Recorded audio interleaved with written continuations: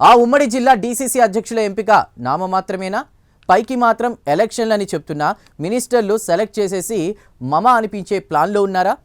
పేరుకు అబ్జర్వర్స్ వచ్చినా పెత్తనం ఆ మినిస్టర్లదేనా? చెంబులో నీళ్లు శంకల్లో పోస్తే తీర్థమైనట్టు తమ మనసులో ఉన్న పేర్లను పరిశీలన కమిటీతో చెప్పించబోతున్నారా? ఇంతకీ ఆ తంతు ఎక్కడ జరుగుతోంది? అసలు అక్కడి రాజకీయ పరిణామాలు ఎలా ఉన్నాయి? ఆ వివరాలు ఈ స్టోరీలో చూద్దాం.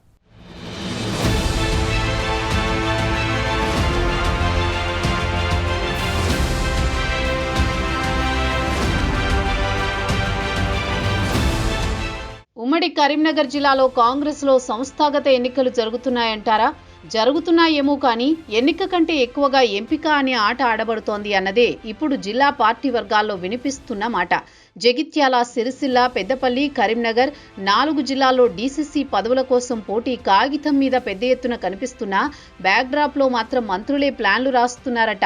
పైకి క్యాడర్ అభిప్రాయం అంటారు, కానీ లోపల మంత్రులు ఆదేశం అనే ఫైనల్ సిగ్నల్గా మారుతుందంటున్నారు పార్టీ నేతలు. పేరుకు అబ్జర్వర్లు ఉన్నా పెత్తనం మాత్రం అమాత్యులదే. మంత్రుల మనసులో ఉన్న పేరు అదే కమిటీ పరిశీలనలో బయటపడేలా గేమ్ ప్లాన్ చేస్తున్నారని ఇంటర్నల్గా టాక్ వినిపిస్తోంది.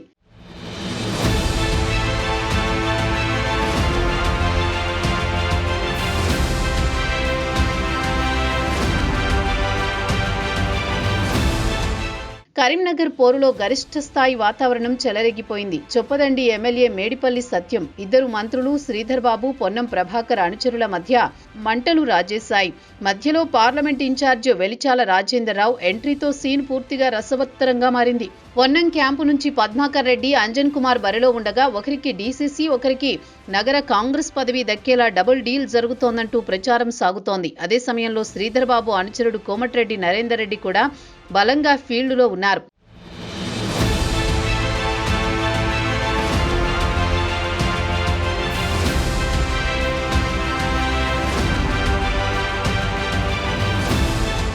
ఇక రాజేందర్రావు అయితే గాంధీ భవన్ ఆశీర్వాదాలు మనవైపున్నాయి అంటూ క్యాంపెయినే మలుపు తిప్పే ప్రయత్నం చేస్తున్నారు. ఇద్దరు మంత్రుల మధ్య ఇంత రేసు నడుస్తుంటే మధ్యస్థుడిగా మేడిపల్లి సత్యం పేరు ఫైనల్ అయ్యే అవకాశాలున్నాయంటూ లీకులు వస్తున్నాయి. సిరిసిల్లలో అయితే పొన్నం ప్రభాకర్ ఆధిపత్యం కొనసాగుతుందా లేక ప్రభుత్వ విప్ ఆది శ్రీనివాస్ మాట నడుస్తుందా? అదే సీన్లో కేకే మహేందర్ రెడ్డి కూడా బరిలో ఉండడంతో సిరిసిల్ల కాంగ్రెస్లో ముక్కోనపు పోరు చెలరేగింది. కూస రవీందర్ పొన్నం మద్దతుతో ముందుకొస్తుంటే ఆది అనుచరులు కౌంటర్ ఇస్తున్నారు. ఈ పోరాటం పొన్నం కంట్రోల్కి టెస్ట్ కేజ్గా మారిందని సీనియర్ నేతలు చెబుతున్నారు.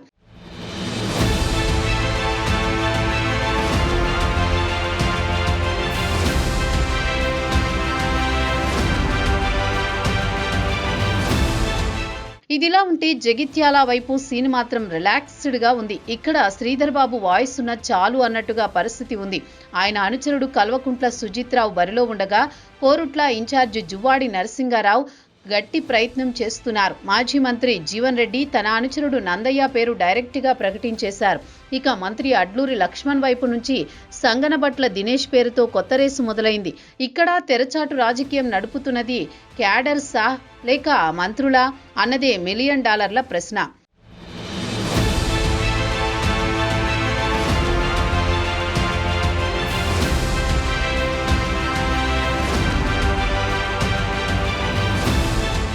పెద్దపల్లి అయితే సీన్ అంతా రివర్స్గా ఉంది. మిగతా జిల్లాల్లో అందరికీ సపోర్ట్ ఇస్తున్న శ్రీధర్ బాబు తన సొంత జిల్లాలో మాత్రం గందరగోళంలో ఉన్నారట. ఎందుకంటే బరిలో ఉన్న వారంతా ఆయన అనుచరులే. ఎవరిని కాదన్నా అంతర్గత అసంతృప్తి తప్పదనే ఫీలింగ్ ఉంది. ప్రస్తుత అధ్యక్షుడు ఎమ్మెల్యే రాజ్ ఠాకూర్ వైపే మొగ్గు చూపుతున్నారట. ఎందుకంటే ఆయన ఇంకా 3 సంవత్సరాలే పూర్తి చేసుకున్నారు. పార్టీ రెన్యువల్ లేదు అన్నా కూడా ఎక్సెప్షన్ సీన్ మొదలైందట. ఓవరాల్గా చూస్తే పార్టీ హైకమాండ్ క్యాడర్ నిర్ణయం ఫైనల్ అన్న మంత్రులు తమ పట్టు విడవలేకపోతున్నారు. ఎక్కడో డీసీసీ పేరు, ఎక్కడో క్యాడర్ ఫీడ్బ్యాక్, కానీ అసలు నిర్ణయం మాత్రం మంత్రుల చేతుల్లోనే తేలబోతుందన్న అనుమానం బలపడుతోందట. జిల్లా కాంగ్రెస్లో తూతూ మంత్రం ఎన్నికలు కొనసాగుతూనే ఉన్నాయి. కానీ క్యాడర్ అభిప్రాయం వినబడుతుందా లేక మంత్రుల ప్రణాళికే ఫైనల్ అవుతుందా వేచి చూడాలి.